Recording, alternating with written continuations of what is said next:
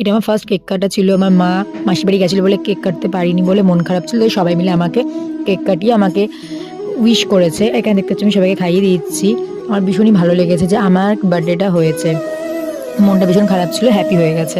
তারপরে সেকেন্ড হলো দিদিভাই কেক এনেছিল, দিদিভাই আর সঞ্জুদা। এখানে মা আমি কেক কাটছি কারণ মায়েরও বার্থডে, মায়ের আমার সেম ডেটে বার্থডে। তো এখানে গোলুকে খাইয়ে দিচ্ছে বা খেয়ে আমরা ঠাকুর দেখতে যাবো বলে তাড়াহুড়ো করে করছি। আর ভীষণ ভালো লেগেছে, বিশ্বাস করো ঘরে যদি কেক না কাটে না মনটা আমার খুব খারাপ লাগে। আর আমার না কেক কাটতে ভীষণ ভালোবাসি, মানে আমার বার্থডে নিয়ে আমার খুব স্পেশাল মোমেন্ট হলে ভীষণ ভালো লাগে। আর সেকেন্ড এসছে সোহম আমার জন্য কেক নিয়ে। তো এই দেখতে পাচ্ছি আমার জন্য কেক এনেছে, আমি ভীষণ হ্যাপি হয়েছি। আর এখানে আমি কেক কাটছি।